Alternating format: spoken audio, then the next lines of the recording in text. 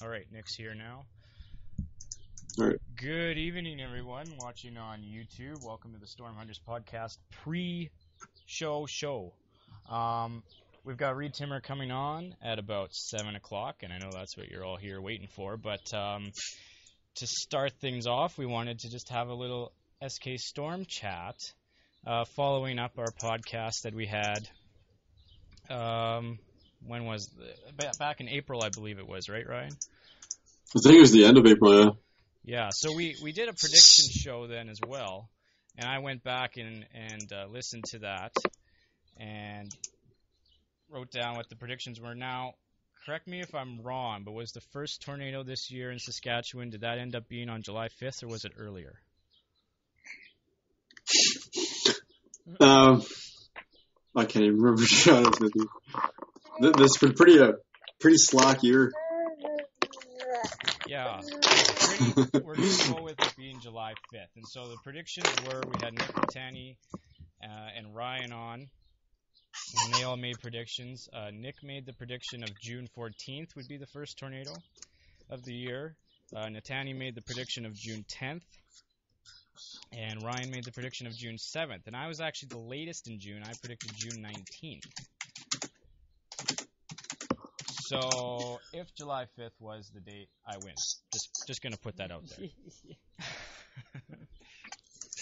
there. I just Googled it, and it said, just checking it now.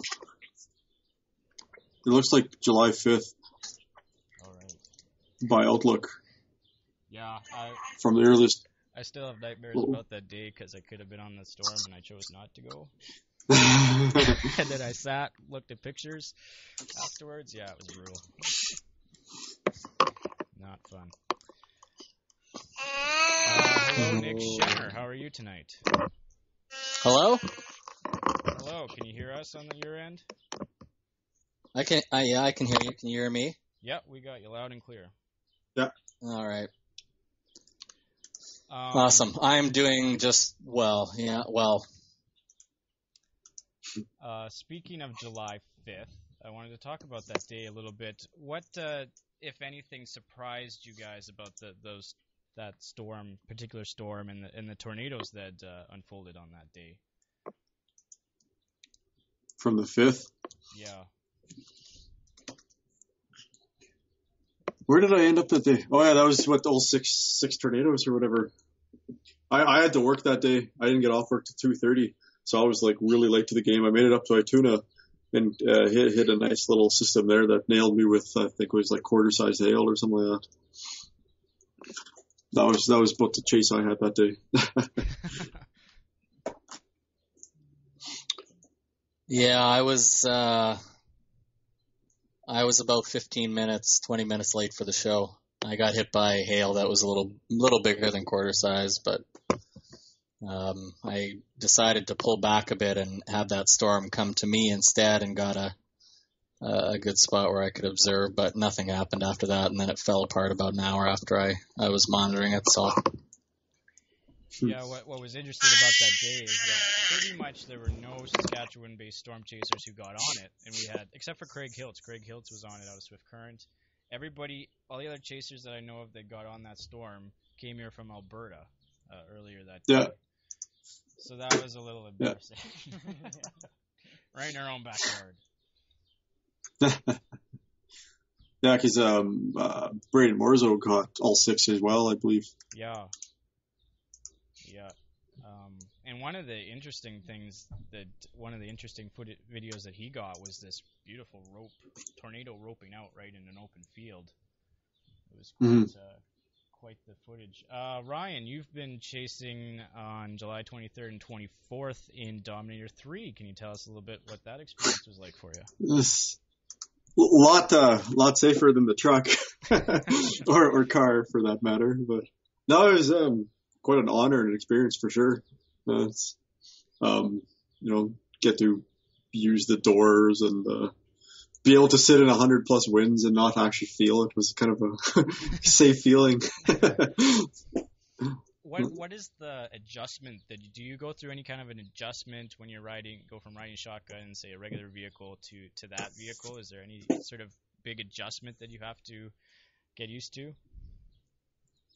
But not really. 400 people a second taking a picture of you. That was my Pull up next in a Walmart question. parking lot.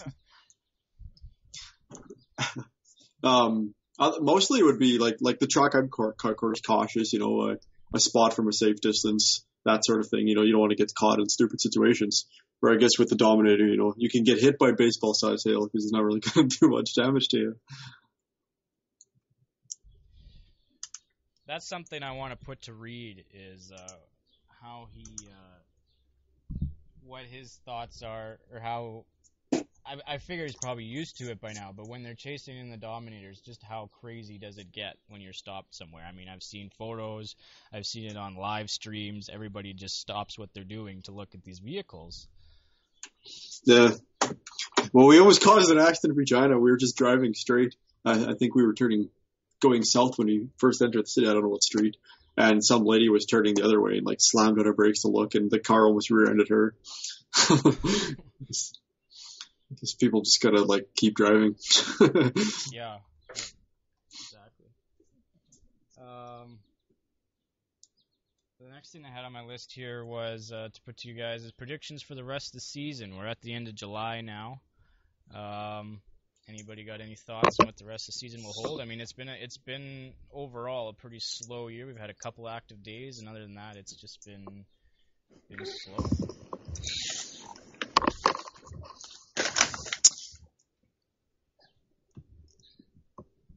I don't know. I think it's pretty much done. Yeah, that was what I was kind of wondering myself. Is are we done?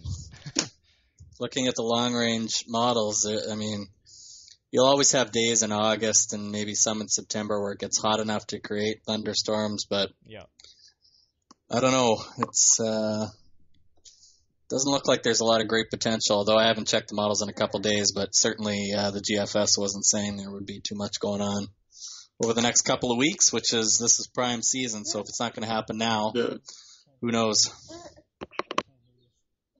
Hoping for one more chase. Yeah, exactly. We had, I think last year, we had a good storm day on August 5th. And after that, it was pretty quiet. That's how I had that massive shelf cloud at Rollo. Oh, yes, that's right. Yeah. Yeah, I remember that photo. That was a really big one. Are you guys excited for the Corner Gas movie coming up, speaking of Rollo? I was always a fan. Never really watched it. No. No, but I don't watch it much for mostly just sports on television. That's actually usually me too. I never watched it a whole lot when it was on TV. Since then, I've gone back and watched them. I think the movie will be interesting. It's always interesting to see something that kind of can poke fun at your own province in a very true way. I think it does. Yeah. Holds true to the small Saskatchewan stereotype. Exactly, and I think that's what a lot of people love about it. Yeah. Do you guys have any favorite moments from the year so far that has us? I mean, I know it's been a quiet season. Ryan, I know you went chasing in the U.S. Earlier this year. Right. Can you tell us a little bit about maybe some of the highlights there? For the end of April. Landed in Oklahoma, got picked up from Natani Briasa, went pretty much straight to Montana, straight to Texas, Big Spring, Texas, ran into Mark Robertson, Jacqueline Windle from the Weather Network, ran into Chase Team Quebec, which is another member of TVN, ran into them. We ran into a bunch of Canadians in the middle of Texas. It was kind of funny. Got to see other different chasers and spotters. Okay, it was kind of nice to experience, what you see on the stream all the time. I'm always hearing about there was the tornado sirens going off, and you look to the right and left, and there's 50 people on each side, and NBC or MSNBC had their truck, and Fox News was out there with their fancy truck, and everyone's, you don't really get that here. No, it's a completely different sort of atmosphere and culture in a way down there when it comes to covering storms and storm season. Well, definitely, yeah. So from Texas, the next day we pretty much drove straight through. I think about a 29-hour drive. It's pretty much straight to, I think it was Miles City, Montana or something like that we stopped at. And chased biggest shelf cloud I've ever seen. I think it chased us for like 3, 4, 5 hours. We always kept in front of it, so we were out of the danger zone because it was dropping like grapefruit-size hail. And definitely an amazing learning experience because I went with a really well-trained guy, which being Natani. Yeah, that always helps, I guess, in terms of what you see. Yeah. So I got to he would show me the radar and tell me what was going on, so you could kind of visually compare the two instead of just reading from a book and saying, I wonder what this really looks like, So that part was really nice. The knowledge was absolutely incredible. So for anybody watching, I know we probably have a lot of people that will be coming on at the top of the hour for Reed. But for anybody watching, if you guys have any questions, if you're on SaskatchewanWeather.ca, we have a chat widget below the video player. And if you're on Twitter, you can tweet me as well at Joshua Zorn _SKWX. With any questions, we have our panel of Saskatchewan storm chasers here. We almost had Natani on tonight, but he is taking part in the Queen City X parade, I believe. Oh. Dressing up as Darth Maul. So, too bad we couldn't get him on dressed up, but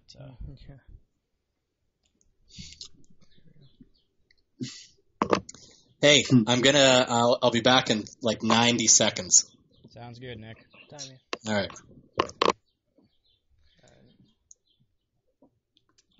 Ryan, for anybody who's not familiar, you've had some new things, a couple new things going on this year with a new vehicle. How has that been going for you this year? Oh, the Storm Finder, which is a Nissan Pathfinder, has been awesome.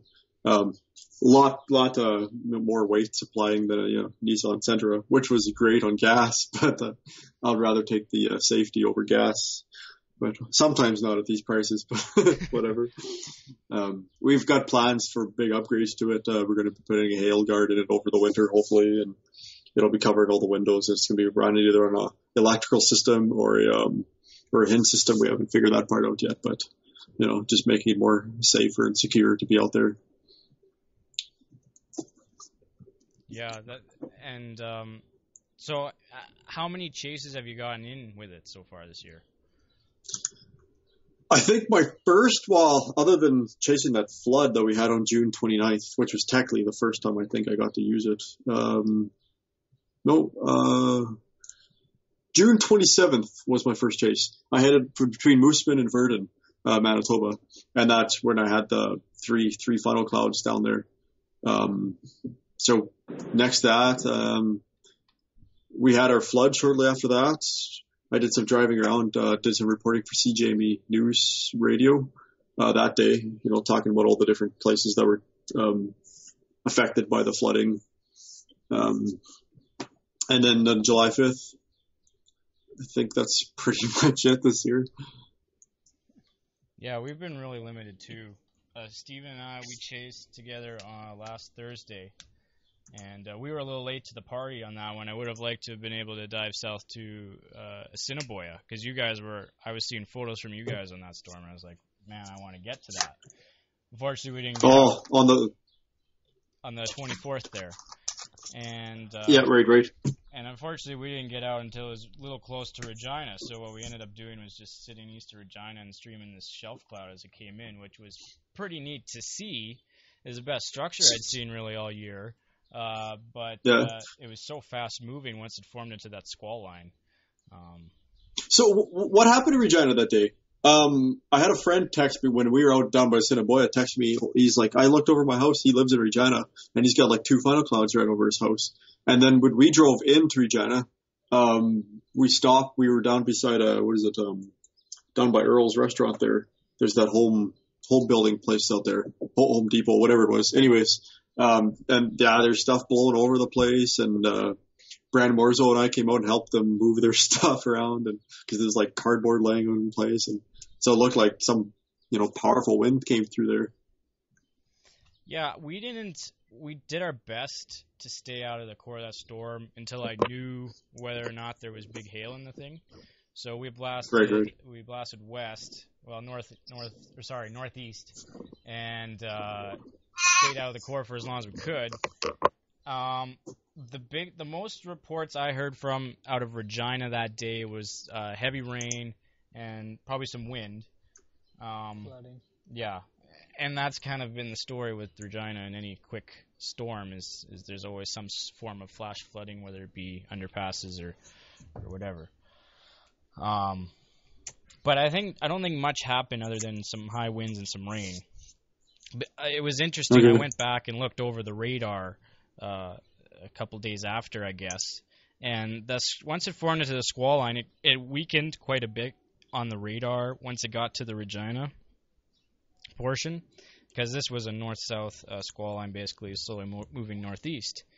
And the interesting thing was it weakened once it got to Regina, and then it sort of re-strengthened again once it started hitting Weyburn area, that sort of thing. Oh, okay. And I know Nick was near down Weyburn, down by Weyburn there, streaming a shelf. What did you think of the storm on the 24th there, Nick? How did that day go for you?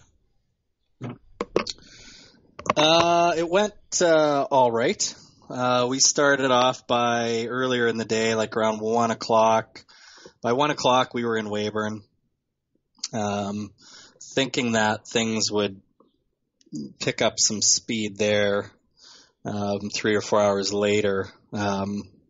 We were hoping that things would form just to the west of there, and then we'd be able to follow it along sort of to the Manitoba border. But it was not the case. That system kind of moved a little slower than I think people thought it would. So we ended up heading. Very slow. Yeah, we ended up heading west. Decided we would go to Ogama, and we went to Ogama and sat there for 45 minutes, and then we could see the storm forming in the background there. So. Or to the west. So I had a quick look at your feed there, Ryan, because you guys were about 20 kilometers west of where we were, and then saw the big shelf moving towards you guys. So we decided, well, we'll head a little ways down the road to the west and see what we can do. So we did that. We moved about 10 kilometers west. My guy who travels with me all the time, photographer Chris Graham, at CG Photography on Twitter, he got out and shot some footage of the shelf cloud moving in. As we were sitting there, that storm went tornado warned, and I think it was based on Environment Canada's radar, because it said that could possibly be producing a tornado based on velocities on radar, I guess. We never really saw too much. We saw a couple of things that looked like they may have been sort of funnels embedded on the backside of the storm, but it was really hard to tell because there was a lot of precipitation. So I couldn't really make out anything, and the pictures don't really show anything either. Not the ones that I got either on my dash cam, or otherwise. So who knows if there was ever anything in there, but we certainly didn't see anything other than that. Yeah. That's when we decided we would head north up towards Regina on that first highway option, and that's when you and Dom 3 passed us there on that north option. Oh, right. Yeah. And we decided it was going to get too windy for us to keep moving. So we figured, well, we'll just let the storm keep moving towards us. So we headed back down south a bit and then moved east back to Weyburn, and we let the storm kind of core us just north of Weyburn. And by that time, it was mostly just a mess of rain. We didn't see any hail or anything like that. And then we continued on towards Regina, and by the time we were about 30 kilometers outside of Regina, that's when the storm kind of passed through Regina. We saw the back end of it, and by that time it was starting to fall apart. But had we stayed in Weyburn rather than coming back up, I think we would have seen some more interesting things, because it got pretty strong down there for a little while. Yeah. But other than that, it was pretty much the only real chase day that I've had, other than on June 4th. That was a cold core funnel day around Regina, Pilot Butte, Indian Head. And you were talking at the beginning of the show. I was listening before I could get my Skype hook up about our tornado predictions, and I have footage of a tornado from June 4th. You do? 4th? I do. I haven't seen it. So I see it. Nobody has, because I haven't put it on any platforms yet, because I want to save it for a bit here. But yeah, it lasts about 2 seconds. Okay. Well, if that's true, that would make Ryan the closest. He predicted June 7th. Yeah. So you can see, I'm looking at a cold core funnel in the distance, and this is just south of Emerald Park, White City. Okay. And I'm watching this cold core funnel in the distance, and I'm videoing that, and then all of a sudden the wind kind of picked up right where I was, and I thought, oh man, maybe there's something happening. And I looked over to the field in my right, and I could see a bunch of swirling going on. So I grabbed my dash cam and pointed it out the passenger window, just in time to see the swirling winds in the field for 2 or 3 seconds, and looked up, and there was certainly a funnel there, but it was kind of a messy one. And then as quick as I saw it, it was gone. So then I decided, okay, well, I'm going to move north a bit here, because there's funnels all over the place.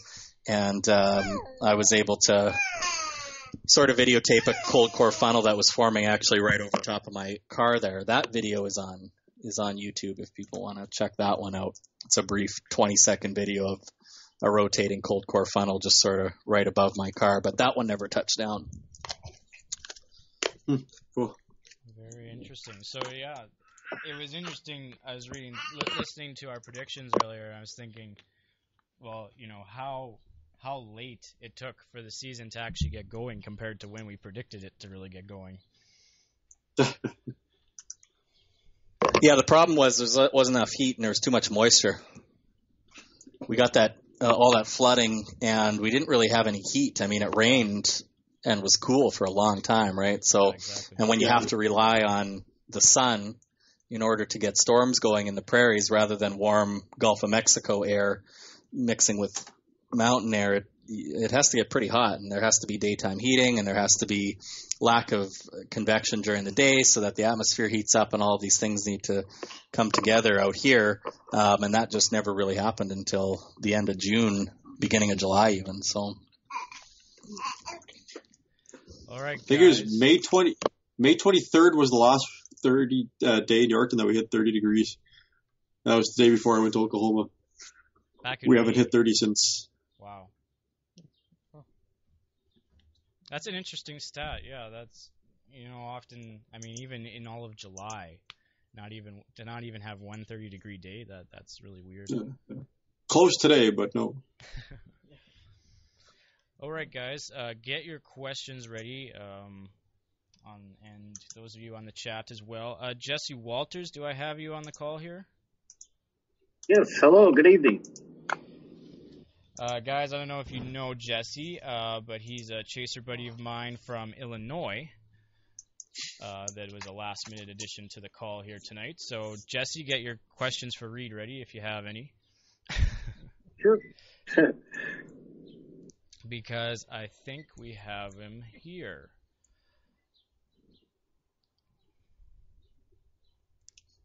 Reed's phoning in on Skype tonight, joining us all the way from New York City. Hello, Reed Timmer. Hey, how's it going? Pretty good. How are things in New York? There it is. Good.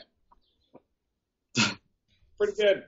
I was just chasing a couple days ago in Virginia. It was a good time.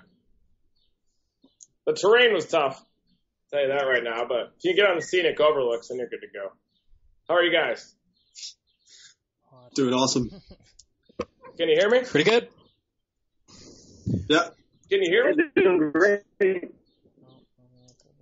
We're soaking up Yeah, the I can hear heat you. here in Saskatchewan. We hit 29 degrees, I believe, here today. Oh, yeah? Too warm? Yeah, good and warm. That's the way we like it around here. Yeah, this polar vortex pattern now, the rich trough definitely probably heats it up there, doesn't it? Yeah, it sure does. Are we live right now? We should be live. I hope we're live. Could be. Who do we have on hand for this one? We have Nick the Body, you may know him as, from Regina. Oh, yeah. And we have... How's it going, Nick? Pretty good. How are you doing, Reed? Long time no talk. Yeah. I think the last time I saw you was when you came up for the Rider game a couple of years ago. Yeah. Yeah, you guys had a good season last year, didn't you? Pretty good season for a hometown Grey Cup, no doubt about that. Oh, yeah. It was awesome. I loved going to that game. It was fun. I'm a Riders fan.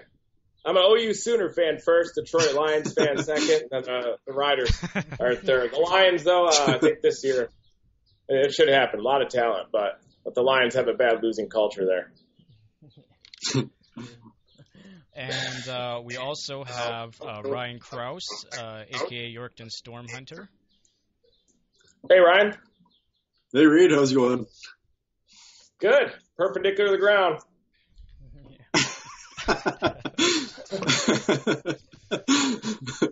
Yes. And Jesse Walters is joining us from Illinois. Sorry, who is that? Jesse, I don't know if he's still here. Jesse, are you there? I'm having a hard time hearing you, actually. Yeah, hi. Glad to meet you, Reed. Hey, Jesse. Good to meet you, man. Thanks for having me, guys. Well, it's a pleasure to finally be able to have you on. I know you're a busy guy throughout the year.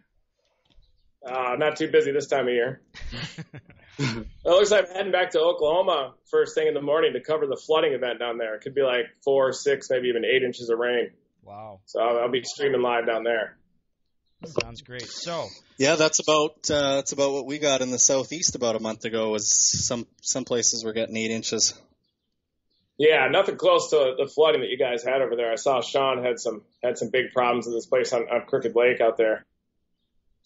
Big time. Yeah. He had fish swimming around in his living room and all kinds of chaos. It looked like Hurricane Katrina almost there, flooding. His kitchen. I was with the Weather Network when we went out there, and we had to canoe to his kitchen. Oh, really? I've been in that canoe. I almost rolled us out there in like 42-degree water, but it was a good workout. Nick or Ryan, I'll let you guys put any questions to Reed first while I get my act together here. I just want to throw out a funny little mention. The last time when we had our bus chase there in Russell, Manitoba last year was 1 year ago today. So it's kind of good timing for the show. Well, hey, a busted chase is better than no chase at all any day, isn't it? Yeah. Turned out to be a pretty good day, though. Oh, yeah. Definitely. Yeah, I can't believe it. What is the date today? July 29? July 29. Yeah, 29. Nice. Wow. Yeah, the season seems to go year-round these days, doesn't it? I don't know if Reed saw this, but did any of you guys see that cyclone on radar up here the other day? There's an example of the polar vortex for you. Oh, yeah. Was that the one that, you mean the cold upper low that was swinging around the back side of it? Yeah. Yeah, that's the one that was what led to the chase in the Appalachians, the Central Appalachians. We started off in Eastern Kentucky and then could have seen that tornado in Northeast Tennessee too. It was one of those 50-50 decisions, and we got aggressive and went to Hazard, Kentucky, but should have kept dropping south on 13 and then punched over the Appalachians and then blasted west and could have caught those. But I thought a storm to the north might go, and thought they'd have more east-southeasterly storm motions, but I mean they dove due south and still saw some tree damage, some tornado damage at like 2,500 feet in the Appalachians at Big Stone Gap, which was intense. But I mean, it's tough terrain out there for sure. No doubt. And it seemed like the guy who got the best video of that storm was that guy who was kind of on his front porch and had that the tornado just kind of travel down the street there. Yeah, that thing was insane. I wish he tilted back up. He probably would have seen one of those nubs or cinnamon bun funnel up there or something, but that thing was an intense little multi-vortex. Had that one suction vortex that mowed his lawn for him. Took care of that. Thankfully, no one was hurt. And then Revere, Massachusetts, too, the EF2 up there. That was like 9 or 10 in the morning, and I came here to New York and dropped off Maria just in time to do weather on Fox, and I could have kept going up the coast and then maybe seen the Revere one, but I guess that would have been a pretty nuts move to target a tornado at 9 in the morning in eastern New England. Probably would have gotten stuck in morning traffic or something, but I like chasing the East Coast. I'm starting to get obsessed with it. I mean, it's definitely a challenge. You got to get lucky.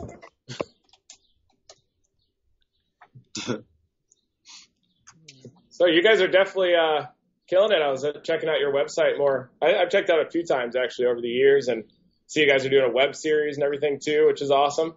Yeah, we're working on it. Slowly but surely. You guys are killing it. This season's been really slow, so it's been bad for content, but I mean, we do what we can up here. Oh yeah, and you can always chase a hurricane or something in the fall, or exactly. Maybe some lobe will wrap around the polar vortex and maybe get some cold core action. 9 months of snow. It's gonna be a long winter, isn't it? Yeah, it feels like we just got out of winter. It's gonna be a wet spring. Subtropical jet with El Nino, and maybe we'll get some storm systems in a subtropical jet and have some chases near the Gulf Coast again. Just back in 2012, I chased on Christmas Day in Mobile, Alabama. Santa Claus wasn't coming to my house. Yeah, he wasn't going to hit any houses down there. He would have got blown right back to the North Pole, right back up here. Yeah. Definitely. Yeah, I missed the last 2 Christmases, I think, because the storm chases are right around that. I think it's been an active subtropical jet, but I'm going to go see the fam this year. So I wanted to ask you, Reed, a little bit of what the evolution has been like for you guys, going from working on Storm Chasers on Discovery to producing your own show, Tornado Chasers, which I'm a huge fan of, by the way. How has that been? What has been the biggest change for you doing the whole self-produced thing? Well, there's a bigger change before Storm Chasers to Storm Chasers for sure. I mean, I was kind of used to a pretty sheltered grad school lifestyle. I didn't get out too much, and then suddenly, when the reality show, kind of sphere hits you like a train, it can be pretty intense. But it happened really fast. It seems just like yesterday. It was 2008, and it seems like just yesterday too that we deployed the Dominator in the field for the first time, and it was a lot of fun though, working with Discovery and get a lot of really good friends and everything too, like the camera guys, everybody in the car. Awesome. You lose some friends too. I think sometimes reality television can change a lot of people, but and then afterward, the change I think definitely is that you didn't see the same friends that you saw for like 4 years in production. Our camera guy Chris Whiteneck was out there, but and it was awesome to have him. But the other people, it was kind of sad not to chase those guys, but the change wasn't too much. That the production was run similarly. It wasn't on such a huge scale. We had to do it a lot cheaper, and it was done more intimate, I think, too, and it felt a lot more natural. It was more just us kind of doing our thing and getting documented. Whereas in Storm Chasers, it started off that way, and then got a little bit more complicated with time. But for Tornado Chasers, it was a lot of fun. And it was a lot of work, too. I mean, the Kickstarter thing was nuts. And I was working on my dissertation like 20 hours a day, sometimes 24, sometimes 36 hours straight. And then doing that Kickstarter was intense, the marathon ones and all that. And I didn't even know my first, middle, and last name, I think, by the end of it. But it was definitely rewarding. And we're hoping to do it again next year. Unless, you never know what could happen next year. But we're hoping to do Tornado Chasers again. Well, that's exciting news for everybody, I'm sure. I believe it was the first episode of the second season from 2013 was when you saw Dominator 3 for the first time. Can you put into words what your feelings were when that drove into your driveway for the first time? The first thought was just, wow, this thing is absolutely incredible. It's a lot bigger than the other Dominators. And My second thought was I wish we had this thing in 2009 when my window blew out. But it's a lot faster, too. I remember driving around in it. That was a huge difference. It takes Dominator 1 and 2 about 15 minutes to get to the speed limit, but Dominator 3 could fly. We even, well, not that we'd fly over the speed limit by any means. It means you made a mistake if you have to speed out there. But it's also great for pulling out the other Dominators. We had 2 or 3 of them in the field about a year ago in Nebraska, and we were able to pull 2 of the Dominators out with the winch on the front. So that's definitely huge. And Sean's a machine too. I mean, he drive down from Saskatchewan, to Oklahoma in the early spring. He has to do that drive quite a few times. So he's pretty worn out by the time we get up to Canada, and he's still going strong chasing up there. So Ryan, I know you chasing Dominator 3 recently. How did you enjoy it? Oh, that was pretty awesome. Quite an experience. Yeah. How are the gas station stops? Well, yeah, pretty interesting, that's for sure. They're fun. You meet all kinds of interesting people out there. Yeah. Got yelled at a few times. They're like, we don't want to see this thing around here. This thing's going to bring us bad luck. Yeah, it's fun to see people's reactions, and you forget that you're in a car like that sometimes too, and then you look out the window and you see people like take a picture of you and everything. You just kind of wave at them, and then you realize that you're in an unusual vehicle. But I always semi-drivers. Yeah. Oh yeah. But I was storm chasing in a rental, a little compact sedan in Virginia, which was definitely different. But you still chase like they're in the Dominator. That's one thing. When we were up in Canada in 2012, I think it was July 3rd, for that white rope, we were in the Yukon, but we were still storm chasing like it was the Dominator. Was that when you? Except I was deploying this probe out of the back of it, the thing on a remote-controlled vehicle. And when we were close to that white rope, I opened the back hatch and slammed my head against it, and suddenly there's blood everywhere, and didn't know where I was. I think I had a concussion. Actually, I had to go to the hospital the next morning, and we would have intercepted that one if that didn't happen. But that's kind of how I met Sean. Is he showed up with a first aid kit because I was putting duct tape on it and everything because there's no way I'm going to the hospital in the middle of a storm chase like that. You drive 36 hours the whole entire way, and you're on a storm, and you just don't. I just was not going to go to the hospital. So. But I thought I was in the Dominator after hitting my head. I was ready to intercept. But unfortunately, that was the only tornado on that day. And there were a few others, but nothing to intercept. Nice. Reed, I wanted to ask you about a couple of people in your life who you lost over the last year and a bit, because I was thinking about I'm currently doing some graduate studies as well in the field of psychology, and I'm thinking about people who mentored me and have mentored me through that sort of journey. And I know that obviously Tim Samaras was a huge influence for you, but also Peter Lamb. And I wanted you to comment about both of those guys and what they meant to your career and what it's like to lose a mentor, and hopefully now you'll be able to transition into the mentoring phase of maybe your career, even though you're still quite young and just sort of finishing off your dissertation. I'm sure there's obviously a lot of storm chasers who look up to you, but there's also going to be a lot of scientists who are going to be looking up to you, and you'll have that opportunity to mentor as well. So tell us a little bit about that. Well, I'm starting to feel my age for sure. I'm at 34 now, so getting a little older. And in storm chasing years, that's about 58, I think. So all the energy drinks, all that stuff. I'm working out now. Got a juicer and everything here, and so I'm definitely feeling better all the time. But yeah, it was horrible, with Tim.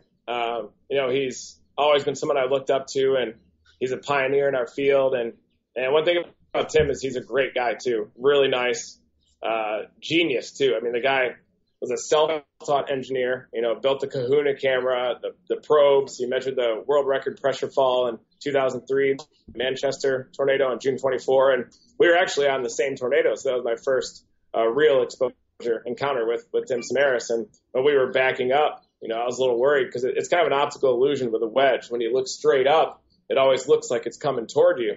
Looks like it's kind of retrograding because on the north side there's the easterly motion. So you look straight up and it looks like it's coming back. So we put the car in reverse, and we had a beater vehicle back then, so we weren't even sure it'd make it up to South Dakota. And we were always a little worried the thing would die out. And as we're backing up, I see this vehicle zoom by, and I'm like, who the hell is that? They're getting closer than I am. It was Samaras. And right after that, he went north and dropped a probe in the path of it and measured that 100 millibar pressure fall. And that still today is the world record pressure fall measurement ever recorded inside a tornado. And it's that low pressure that drives the wind circulation around it. And inside those suction vortices, who knows how far that pressure can fall. And it's up to us, and you guys and everybody in the storm chasing community, especially on the science front, if they have the instrumentation to take Tim's research where he left off and try to see just how low the pressure can fall inside some of the violent tornadoes. And I know that inside those suction vortices where the wind speeds could even theoretically hit close to the speed of sound, I mean, who knows how low that pressure could be. And, losing someone like Tim is more than devastating. I have trouble communicating my emotions in general. I pretty much am usually a spaz or pretty quiet all the time, but it was devastating. And I thought it was some kind of hoax when I first heard. I thought, of all people, there's no way this could happen to Tim. And he always was so concerned about our safety too, intercepting tornadoes, and very rightly so.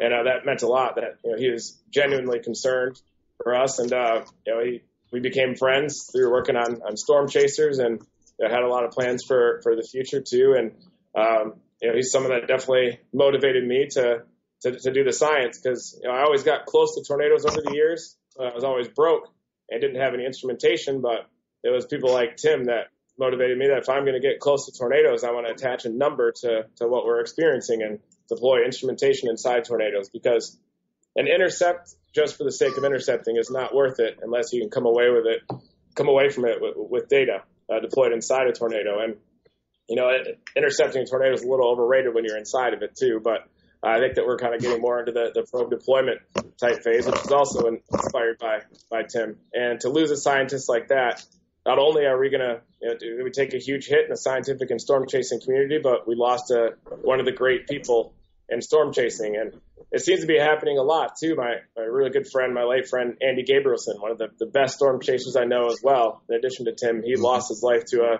a drunk driver driving home to Minnesota at like 2 p.m. And, it's really sad losing him. And before that, there's Eric Wynn and Matt Hughes. And, it's really sad to lose such great people in the storm chasing community. And, it's sad that it has to happen to anybody, and especially the great people. And, with Tim, we saw him 2 or 3 days before, the El Reno day, and we were talking about the storm, and you could see the passion in his eyes. He was so fired up about what was happening. And then we intercepted the tornado in northern Kansas there on May 27. And I wish I could have that meeting back again in hindsight and spend more time with Tim and Paul and Carl Young. And Carl Young is one of the best guys you'd ever meet too. Just such a nice guy and so passionate. And Paul, the limited time I spent with him, is just as great as his dad. Awesome guy, so passionate about what they do, and it was just absolutely devastating, and still is. And then this year I was actually chasing in Canada in July when I found out that my advisor, Dr. Lamb, passed away, and it was so out of the blue. He was the healthiest guy, worked out every day, so stubborn, it's so much grit. I thought he'd be living until he was like 140 years old, and he was kind of like a father figure, I guess, growing up. I worked with him since 2003. And, he gave me advice that extended well beyond just my graduate research that, I'll use for the rest of my life.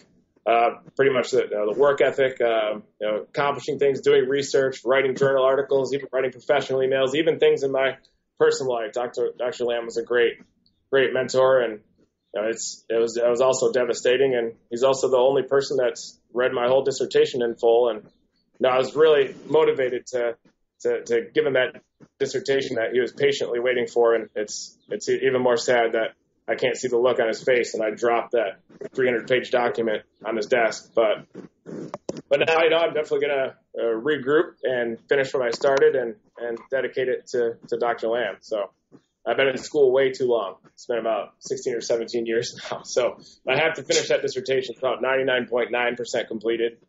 Just kind of ran out of gas the last few years. But, it's hard to burn the candle at both ends, doing research and the storm chasing and the reality stuff and the speaking events and the website and trying to scrap together a personal life can definitely burn you out. But definitely getting more and more dialed in now. So I plan on getting the dissertation done and dedicating it to Dr. Lamb. Are you gonna make all of us call you doctor?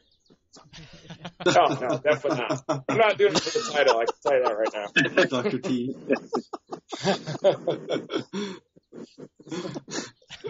Call me Doc Weed Trimmer.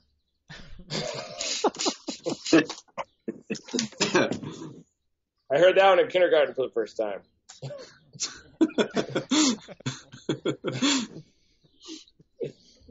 Ryan, you got any questions you want to pass on to Reed? I don't know. I've talked to him quite a bit in the last few days, so I don't know. For the sake of the show. For the sake of the show. So your guys' podcast is outside, right? We're doing it outside for the first time. It's something I dreamed up as it's such nice evenings in July. I hate being down in a basement doing it when we do July podcasts. So I was like, I'm gonna do it outside, and so far it's been pretty good. Bugs haven't been too bad. We got the smokers going, keeping the bugs away. So. Yeah, the mosquitoes are pretty big up there, I noticed. And in Michigan, too. We went camping in the Upper Peninsula of Michigan a few weeks ago, and I have never seen so many mosquitoes in my entire life.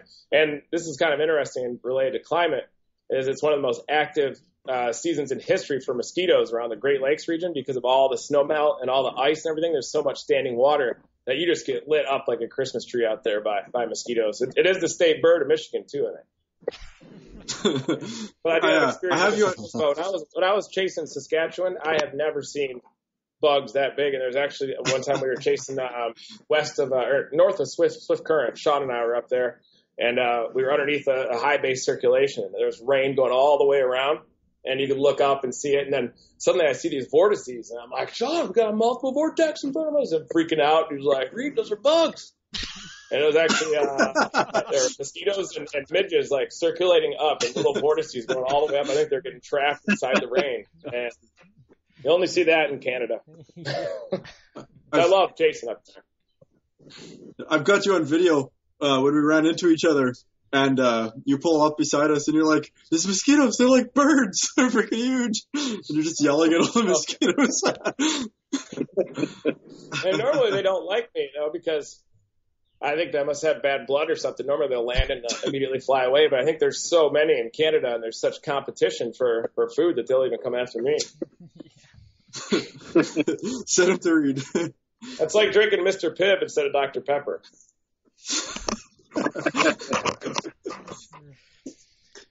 So, Reed, you probably get asked this a lot, but in your years with the Dominators, what has been the strongest tornado you guys have intercepted?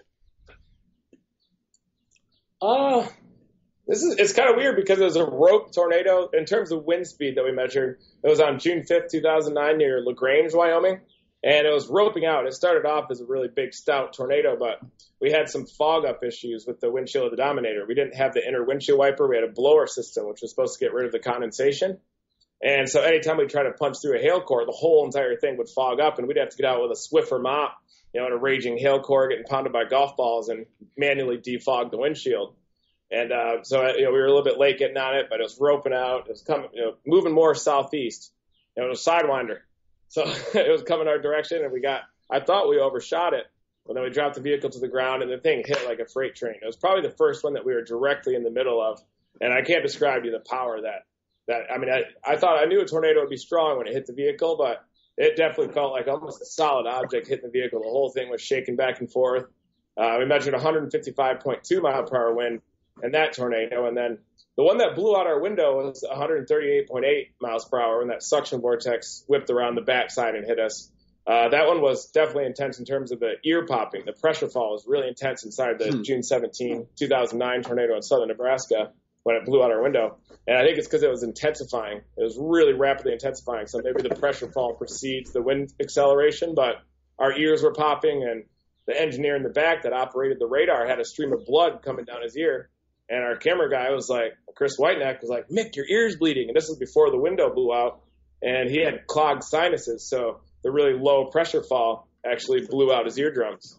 And he went to the doctor afterward, and they told him it was an injury that a lot of times they see with pilots when they fly at really high altitude or have drastic altitude changes. They'll have that same thing. And then probably one of the strongest ones, I think, but we didn't get a horizontal wind measurement because our anemometer was ripped off by a barn that exploded just to our left, so we didn't get the horizontal wind measurement. But we measured a vertical wind of 175 miles an hour with our mobile radar. It's an X-band radar, and we had that pointed straight up and measured a 175 mile per hour wind in the vertical. And that proved theory that Dr. Lance Leslie proved in his theory in his PhD dissertation in the late 1960s that the horizontal winds are roughly equivalent to the vertical winds inside large or small vortices relative to all the vortices we see on this planet. And that's above the friction layer, because where friction starts to interact with the tornado, that's when you get vortex breakdown and you get those suction vortices that can be much more intense. And sometimes those suction vortices can be almost pure vertical wind with very slight rotation, and then shift over to pure rotational wind with very little vertical. And that ratio is called the swirl ratio in tornadoes. So, but yeah, 175 miles per hour, I think we experienced inside the Wadena, Minnesota tornado, and that was June 17, 2010. So, and then June 17 this year too, we had that Coleridge, Nebraska tornado where we deployed all those probes in there. So June 17 seems to be like a day we should all chase. You guys still there? So, Yeah. sorry, I was just gathering my thoughts here. Taking that all in. Exactly. Regarding 2013, because, I mean, it was so well documented, the tornadoes you guys saw with tornado chasers and everything, you guys saw numerous very unique tornadoes that year. Which one, I mean, obviously El Reno stands out, obviously, for obvious reasons, but besides El Reno, what is your most memorable one from 2013? From 2013? Yeah.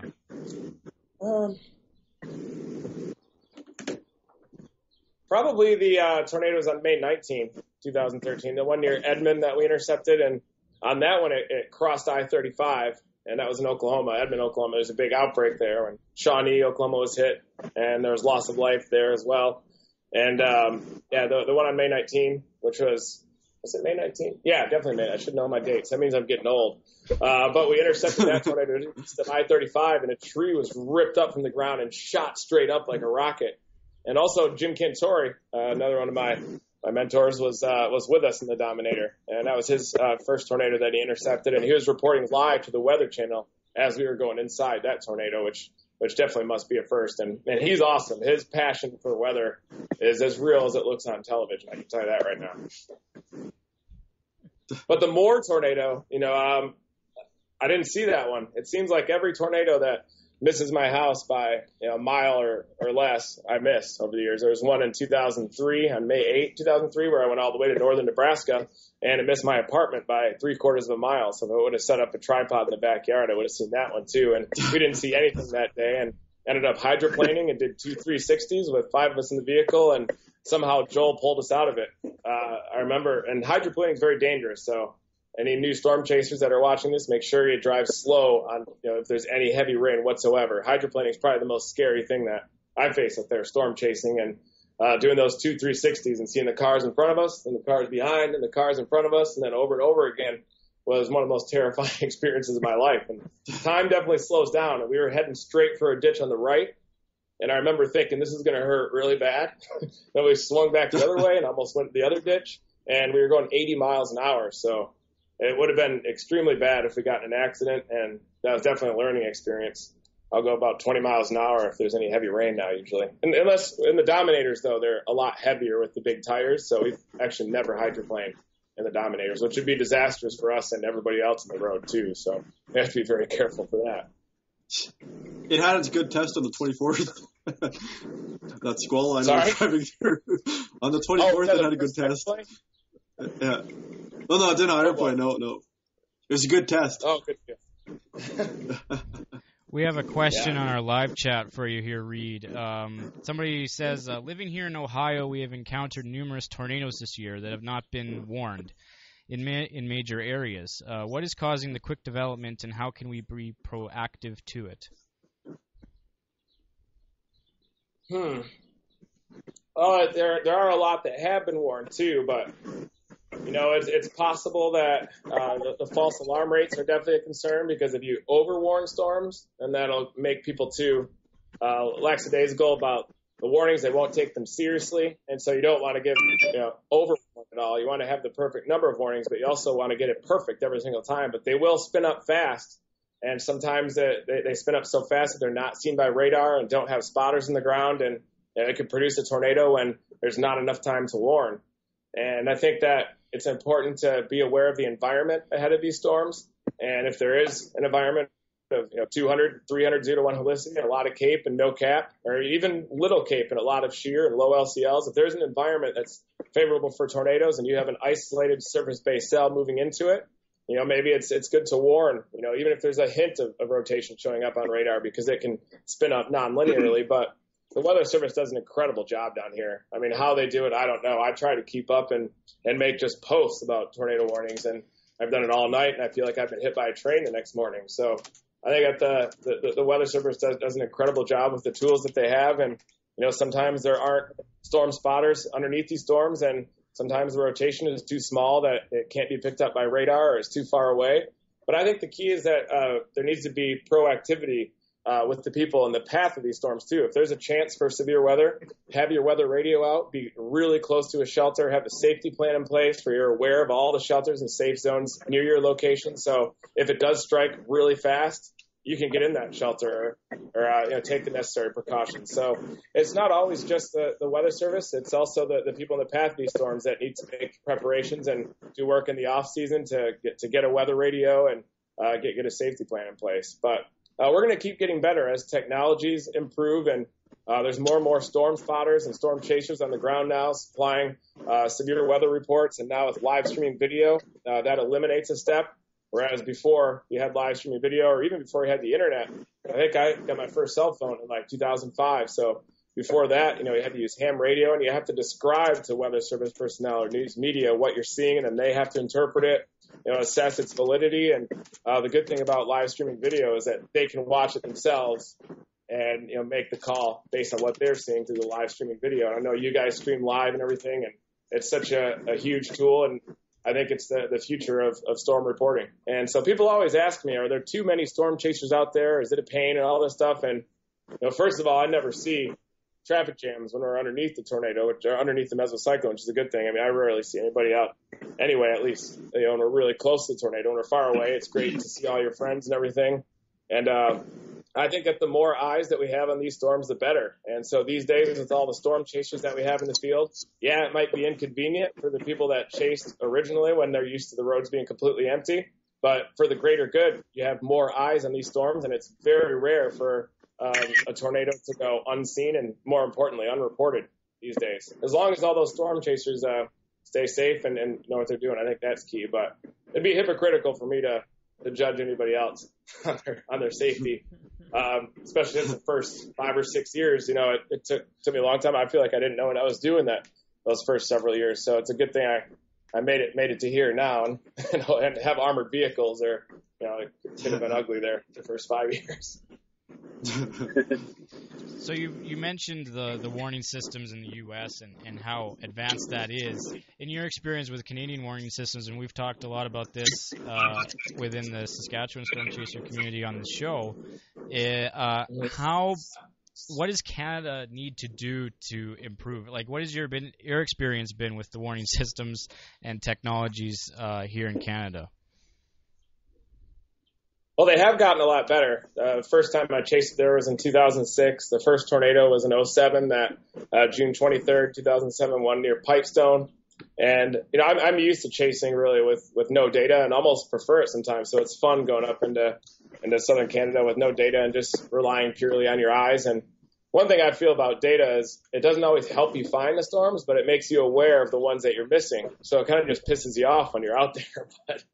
But I think that they've come a long way since 2007, which is a really good thing. And I think that one great thing in the U.S. is private weather companies. There's a lot of private weather companies and competition amongst the different agencies, the government agencies. They all work together. It's kind of competitive, but they work together and improve all their products. And we have such great technologies here for detecting rotation in storms that we're a little spoiled in the U.S., but things are getting a lot better in Canada.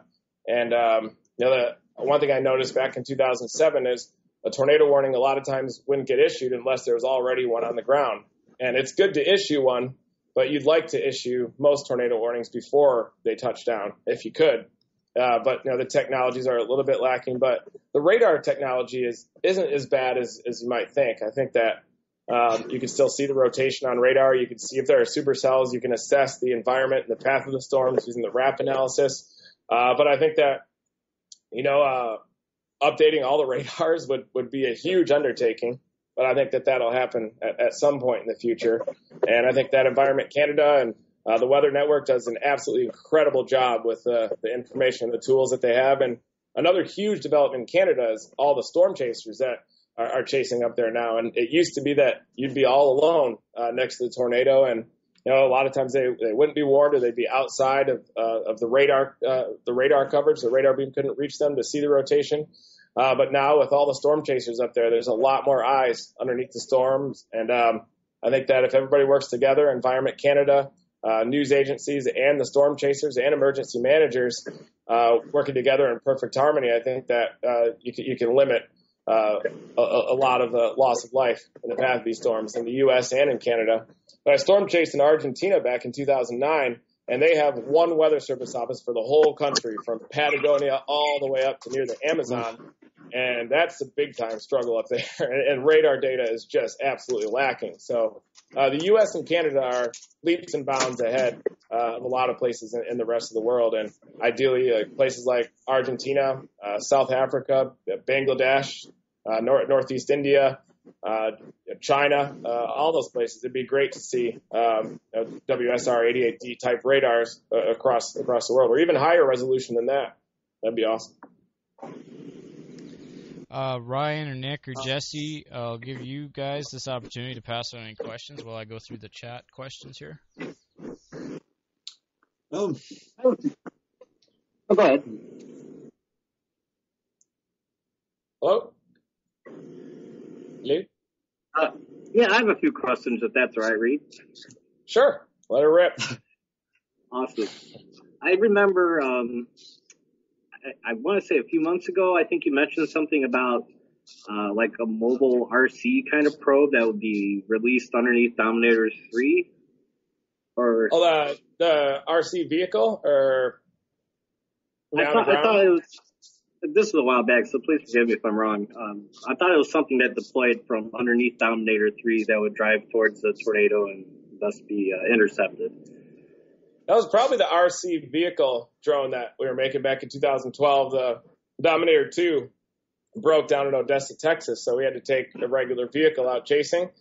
And I still wanted to intercept, at least collect data inside. So got in hindsight, it wasn't the best idea in the world, but I got a really high-speed remote-controlled car, and they were fun to race and drive around anyway, but I had cameras mounted on it and instruments, and the plan was to stop just short of the tornado and drive that thing in there, but it didn't work out. And the one time that it could have worked out was when I slammed my head in the back hatch of the Yukon near that tornado on July 3rd, 2012, with blood everywhere, and I was concussed after that. So, and the crazy thing about that story is, we had driven for 36 hours, and after the chase, found a hotel and passed out. And I should have gone to the hospital probably, but I woke up the next morning and there was blood all over my bed. I realized this is a problem. It's time to go to the doctor, and went to the doctor's office, and we got the stitches, and they assessed that I had a concussion. So, but it got better fast. So went west and checked out the Canadian Rockies, and by the time I got there, I was good to go. Nice. Also, are you using the X-band radar on Dominator 3? Sorry? Oh, sorry. The RC vehicle drone, though, we discontinued because Dominator 3 came in. And, if you have a vehicle like Dominator 3, you don't drop remote-controlled cars out of it to intercept the I think there was something earlier this year that you had talked about building something to deploy sort of ground-based probes out of Dominator 3. I think that might be what Jesse's referring to. Oh, okay. Yeah, we would like to get that in there. That was actually Tim Samaras' idea in talking with Kevin. They were brainstorming one time, and we were going to build an automatic probe deployment trace. And we're going down the road, we can leave an array of ground-based probes in the path of it. And right now we're still manually deploying. We have our air cannon system on the back of Dominator 2 that can launch a bunch of them, and we have a hand-built air cannon that will put through a hole in the back window, and you can aim it that way and then shoot the parachute probes inside.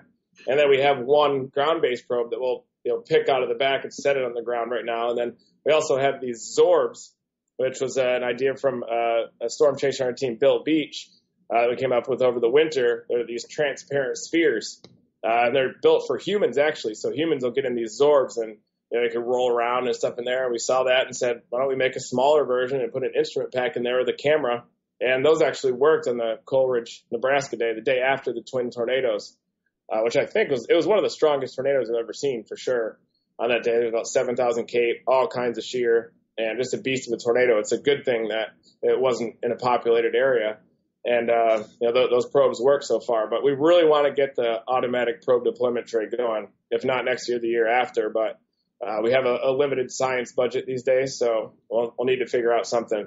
Maybe do a Kickstarter or get a grant, or who knows, maybe another reality show will come our way, which was huge with Discovery. We had a good science budget, so they definitely supported our research really well, which is the best thing about having a reality show, and makes it worth it, honestly.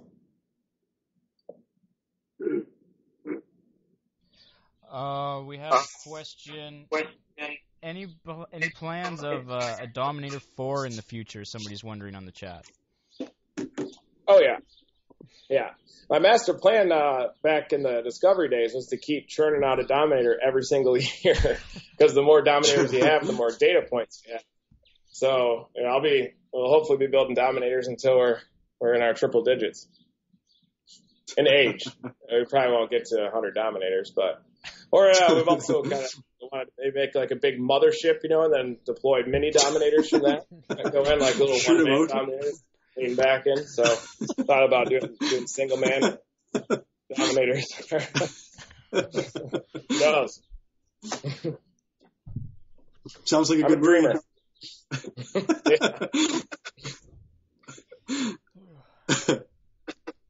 So looking ahead to the fall season here and going into next year, besides Tornado Chasers and stuff, potentially doing another Kickstarter, any other big projects or plans on your mind going into 2015? Oh, yeah, definitely. There's some in the works, too, and we'll be, we don't like to announce the projects until they're coming to fruition, because, it's just kind of weird to say, like, coming soon, and then it doesn't come, and you're like, coming soon, big news. So we'll probably want to wait till we unroll stuff. We're always working on stuff. Seth Eckert, our programmer, he's a machine. He's the one that engineered the whole live streaming platform, and he's always working on new stuff that we'll be unrolling. He'd probably be pissed off if I talked about him in too much detail, but as programmers, they don't like to launch. Say what the idea is at the end. When they have to do all the coding and programming, and it's easy for us just to say coming soon, this thing, and Seth has to do all the work. But and then Ken Cole is our production manager and a jack of all trades. He has a meteorology degree too. I think he graduated #1 in our class. He was in my class back then in meteorology, but was interested in film. So we went to film school at OU for grad school, and he'll be involved in whatever production project we have, whether it be Tornado Chasers or on television. Who knows what's going to happen in the future, but we're always working nonstop, and we'll keep doing that. So I'll post about it when we're about to roll something out. But in the meantime, I'll just keep chasing everything I can make happen. What's been your favorite memory when you're chasing the Dominators? Obviously, you get stopped by a lot of people, and a lot of people come up to you. Is there a certain stop that stands out that somebody's done, or just a certain place that you've gone that you've drawn a large crowd that's really memorable? They're always about. That's the cool thing about the Dominators. It brings in so many interesting characters. So you'll meet all kinds of interesting people, and every gas station stop is fun. You never know who you're going to meet.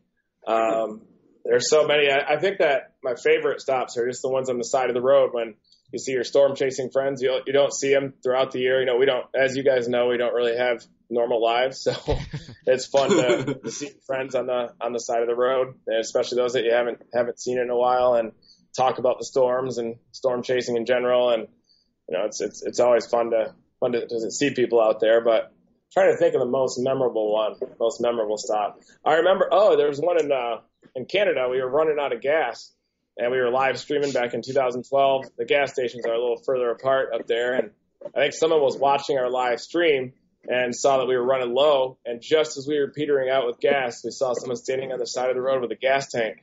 And so we pulled over, and they filled us up and saved our chase. We were able to catch back up with the storm, and that was amazing. People in Canada are so supportive of us as storm chasers, and I'd be positive too if I had poutine as a regular part of my diet. Love that stuff. Wow. I got to figure out how to make it. I guess the cheese, it's probably pretty easy to make with the gravy and the cheese curds. I just don't know where to purchase curds. I guess you get it at Walmart. I don't think the curds are a necessity. It's just cheese in general. But Sorry? What was that? I don't think the cheese curds are really a necessity. As long as you have some form of cheese, it's a poutine. Yeah, but the consistency of the curds in there is what takes it to the next level. That's true. Nick Schenher, I know you have to probably take off here soon. Do you have any final questions for Reed? I was going to ask you, Reed, about sometimes you've mentioned your OCD.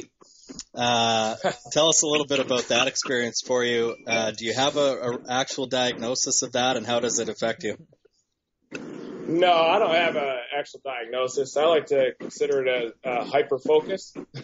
I don't consider it a disorder at all. It's called obsessive compulsive disorder, but I think it's just passion. I guess some people could say are obsessed with storm chasing for all these years, but I also collected insects for like 10 years, and so I would call it OCD a little bit. Overthinking, I think, sometimes, but you need that in storm chasing a little bit. And I think that if I get passionate about something, it typically doesn't go away. Awesome.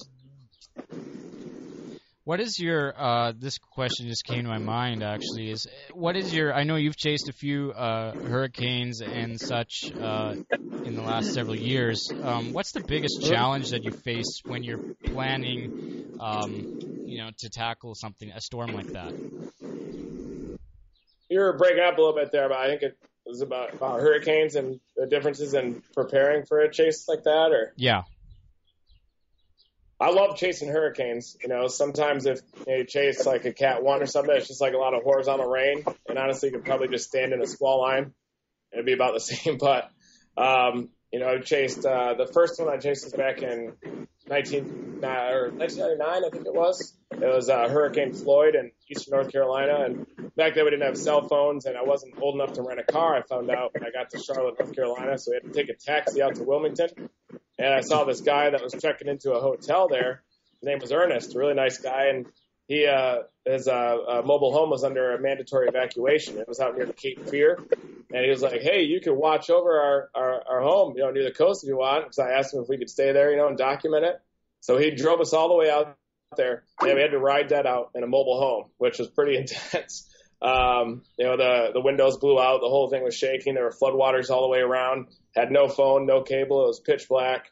And that was definitely a safety violation. That was a mistake on our part. But chasing hurricanes is definitely it's fun, but it can be scary too, and a little overwhelming.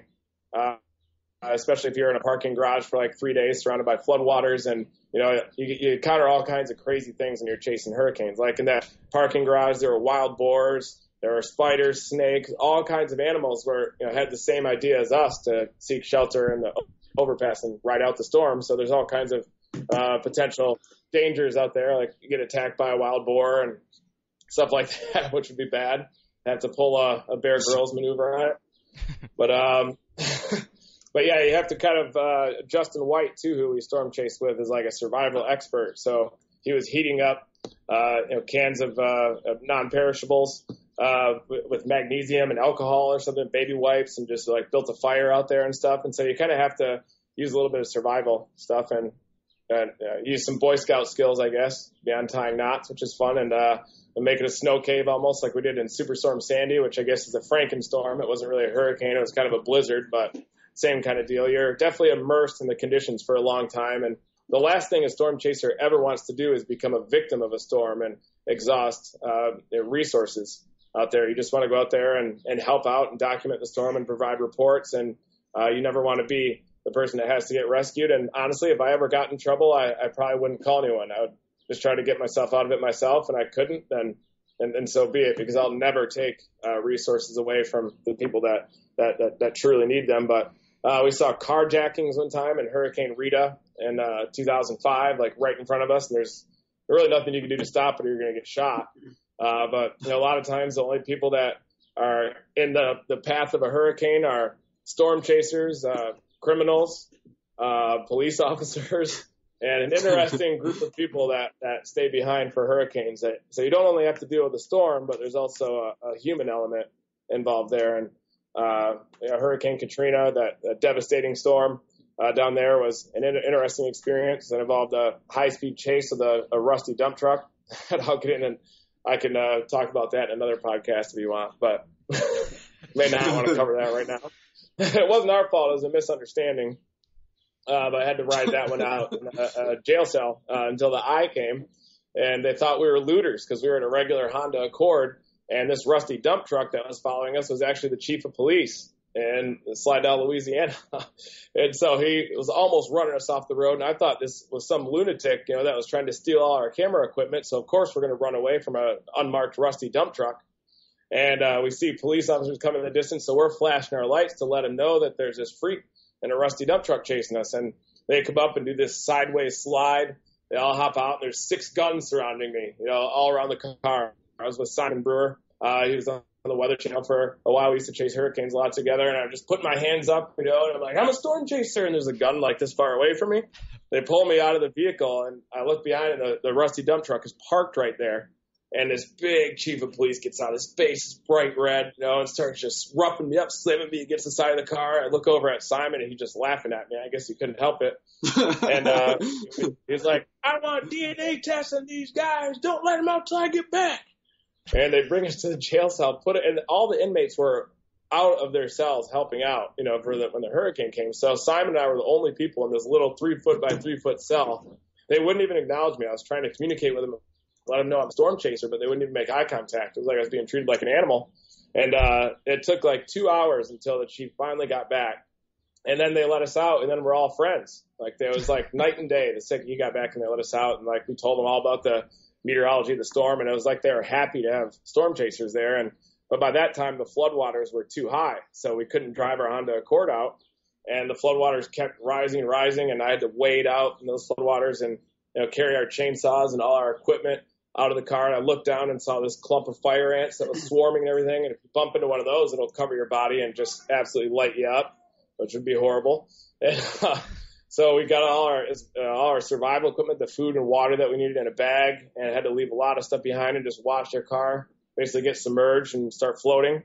And we almost had then we got to the 2nd floor balcony, and we're standing there watching the floodwaters continue to rise. And by this time, all the police that they're our friends at this point.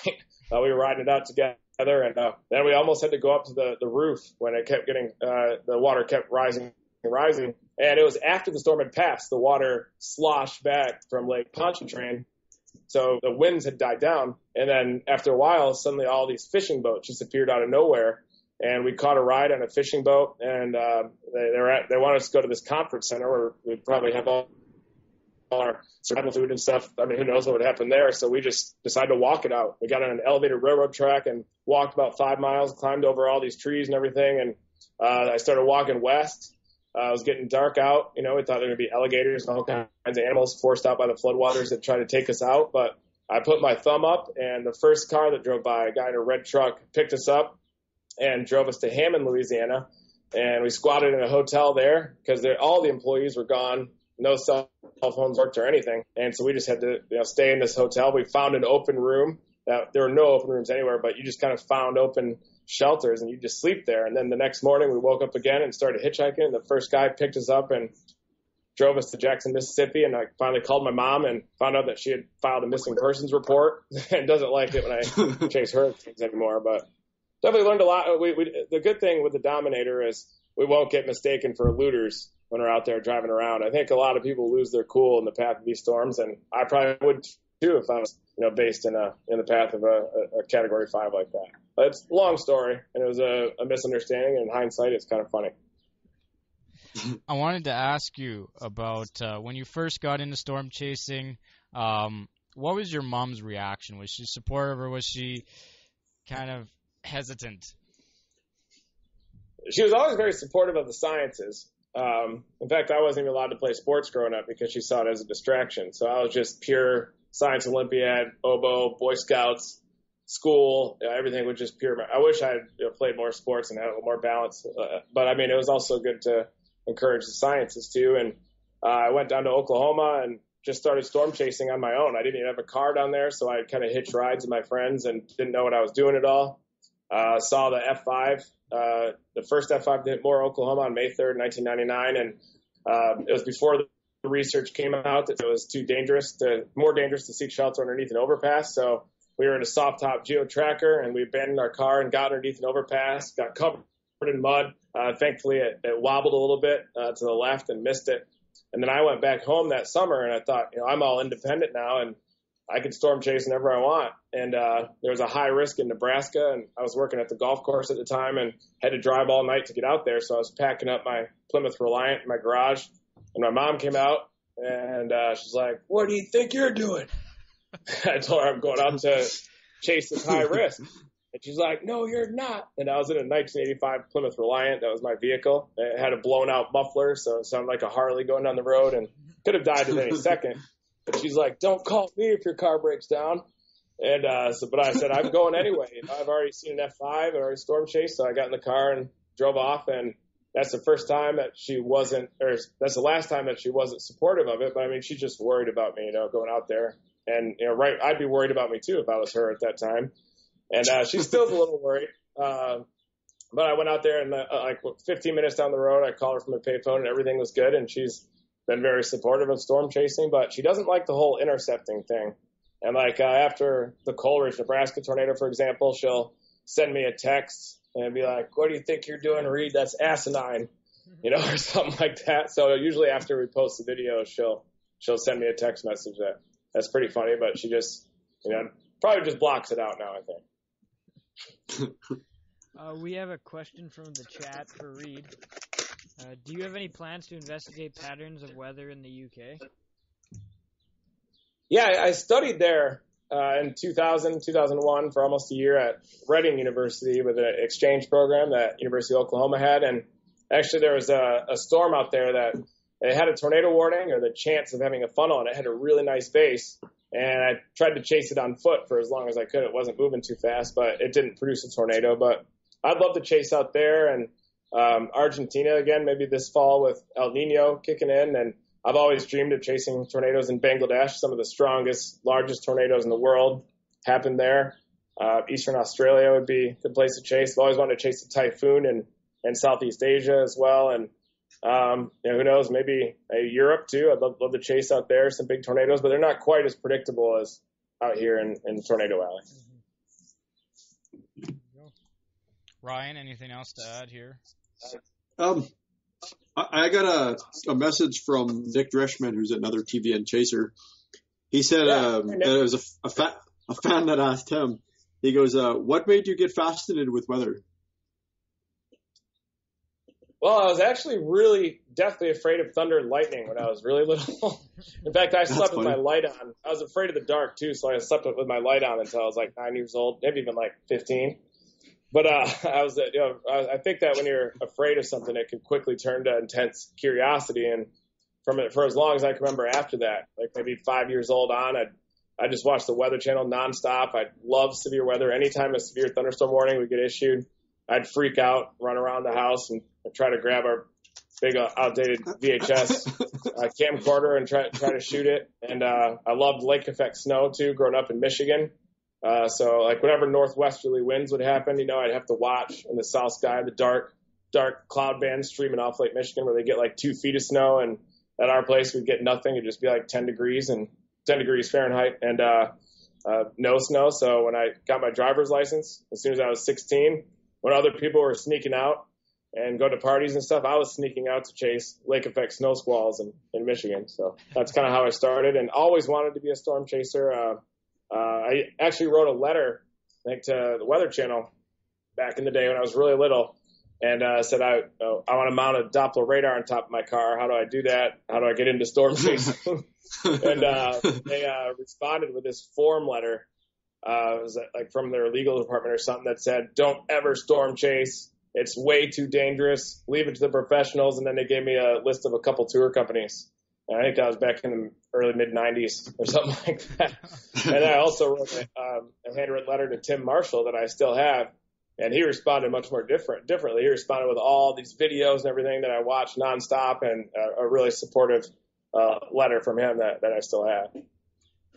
But yeah, I got into, I always was obsessed with weather for as long as I remember, and always will be. So. Good to hear from you, Nick. He's a good guy. He seems a lot the monsoon out there too in the Southwest, and was chasing the planes and also up into Canada too. So, good guy. So when you're, I wanted to ask you about this, and I know you talk about this a lot, but you know you've done a lot of things, and you're on camera a lot when you're chasing, and when there's a tornado on the ground, everybody likes to sort of laugh at your reactions. Do you? I laugh at it too. Is that just something that you don't even realize is going on with that you're saying, and then you watch it after and you think, wow, I really was acting like that, reacting like that? Exactly. And it's embarrassing, I'll tell you that right now, because I used to always be behind the camera. You know, I have a little bit of social anxiety, you know, but you know, I like to be behind the camera shooting the tornadoes, and so when you're freaking out or act like a spaz, you can just hit the mute button or cut it out. And watching storm chasers for the first time, you know how when you hear your voice separate for the first time, it sounds a little weird? Yeah. Like watching that episode, I was screaming back up and looked like Wolfman and everything. It takes that whole phenomenon to a whole new level.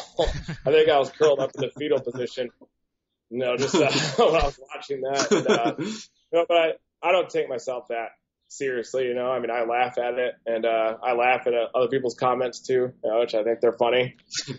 I mean, I'd probably mock me too. I mean, I do already. So, but yeah, I get excited when I'm 50 yards from an F5. Well, who will? How can you not be? I wanted to ask you, obviously you know about the upcoming movie Into the Storm coming out next month. Any plans to go see that? What are your thoughts on that, the new Twister, as some people are calling it? The movie? It seems to be more it's a lot focused on the storm part, you know, with the storm chasing more of kind of a side story, where as Twister, it seemed to be more focused as the storm chasing community and the different personalities and stuff in it. You know, obviously it's theoretical, but I can't wait for it to come out. I mean, you know, if I'm going to pay to watch a movie, you know, I don't want something where I'm sitting there confused trying to figure out all these complicated movies. You know, I'm a person that likes like the Expendables 2, those types of movies where you don't have to give it too much thought. You can just be wowed by what you're seeing. And I think Into the Storm is going to be awesome. I can't wait to watch it. And the special effects look really good. You can tell these guys watched a lot of videos. And even the vortex dynamics are captured well. The concentric rings on some of the tornadoes. And it's an armored vehicle that looks a lot like it looks like a cross between the Dominator and the Titus is a cool name, too. I wish I had thought of that. But I think it'll be really fun to watch. And you know, I like movies with a simple plot and a lot of action, and this one involves severe weather and storm chasing and tornadoes, so it'll be even better. Yeah, for sure. Ryan or Nick, if you guys have anything else to add, we're almost out of time here.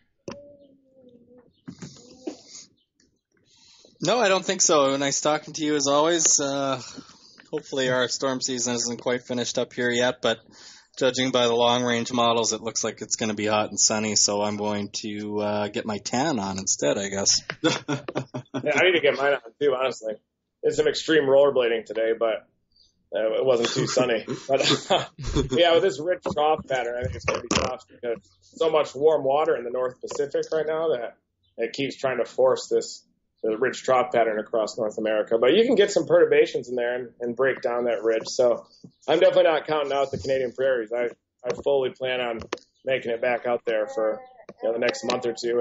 And when the jet stream comes back south, it seems like it goes north into southern Canada and stays up there a little while longer and then starts dropping south in the fall. So I think that August there could be some good setups too. And we always got the high plains magic in Alberta to chase. You don't need huge upper level flow for those, and you get easterly upslope just by nature of the increasing elevation. So it's kind of like the Colorado of Canada in terms of tornadoes. I'm not sure if there are any Denver cyclone type features up there, but there have to be some type of terrain features. I know there's a lot of tornadoes in the Red Deer area, which I chased in back in 2012, I think it was, and again like 2008 as well. So I love chasing up there, and I hope there's more tornadoes. And the great thing is that if there aren't any tornadoes, you guys always have poutine up there. So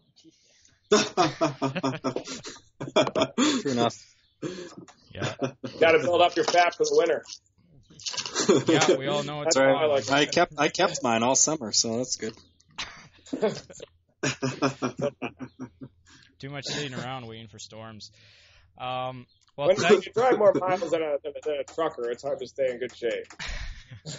No doubt. Impossible, at least for me. But. Well, thank you so much, Reed, for joining us tonight. We're out of time. Hope we can catch you up here, if not this year, then next year, but we'll see what the weather brings. Always great to talk to you, and hopefully you'll be willing to come back on again in the future. Of course. Definitely. Thanks for having me, guys. You got a good thing going here, so keep it up. All right, Reed, have a great night. Have fun in New York, and we'll keep in touch. Talk to you later. Yeah. All right. See ya. Never stop chasing. See you guys. See ya.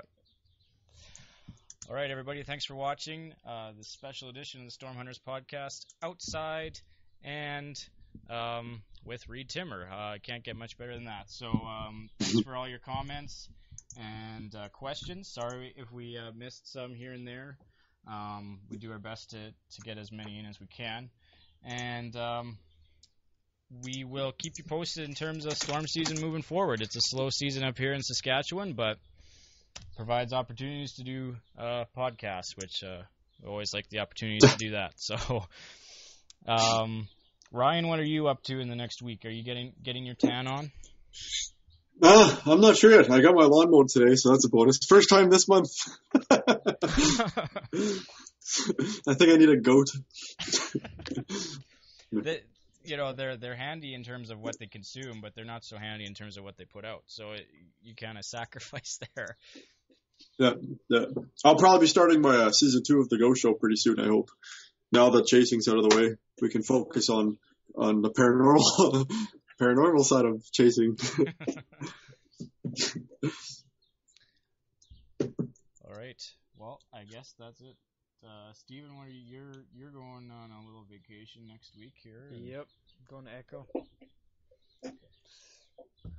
Be interesting. What was your thoughts on the storm on the 24th that we got on? When I said, "Okay, I need a partner. You're coming with me." I don't know. I was really excited. I knew you'd be jumping for joy, so I hurried.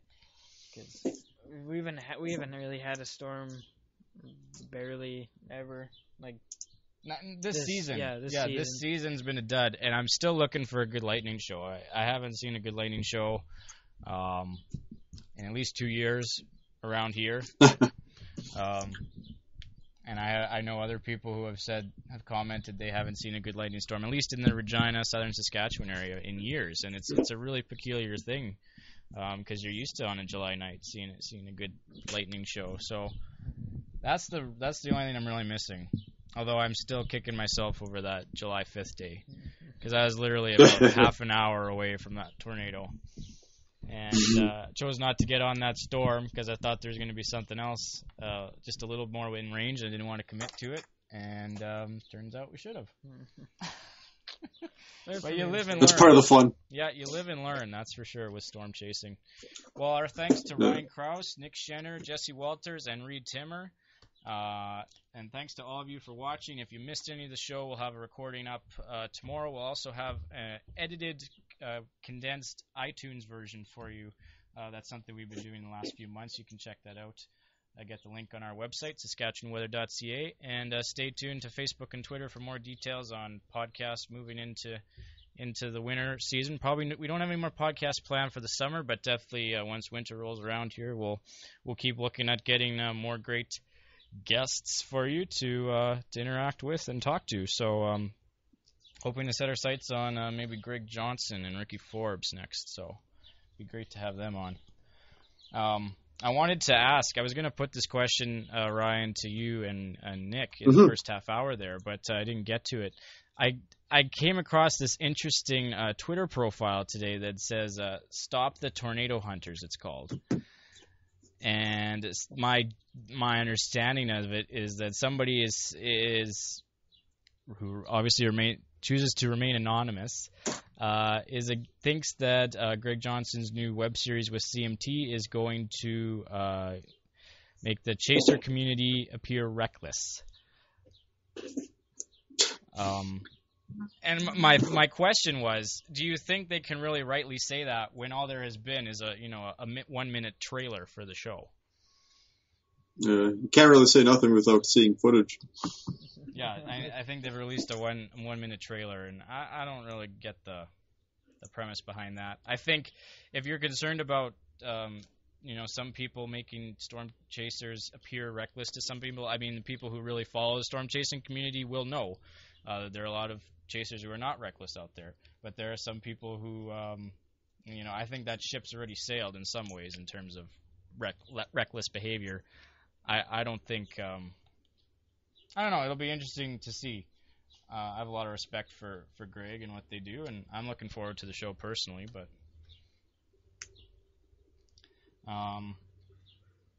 is there something else I was going to say? I don't think so. Really. Ryan, we haven't caught up with you under a storm yet this year. It hasn't worked out. Thought maybe we'd catch you guys in Dominator 3 on the 24th there, and then I was late to the party. Drove past. Oh, is this you talking, Josh? Yeah. Yeah. Sorry, I wasn't sure which one was talking. I guess I was kind of hoping to run into each other a few times. But it just hasn't. Maybe in August. Yeah, maybe in August. We had the last chase last year was August 5th. That was a pretty good storm. Yep. But if something happens past August 20th, because I'm going to be busy then, I'm going to be bad. Yeah. Everything will shut down. Yeah. All right. If there's still storms at that late, I'll be very happy. Yeah, that's the thing. Typically, I'd be surprised if there were, but the way my season's gone, there might be. So we'll see. Yeah. All right. Thanks a lot, Ryan. We'll talk to you later. Have a good night. You too. Thanks for watching, everybody, and for hanging with us. Have a great night. And as Reed Timmer said, never stop chasing.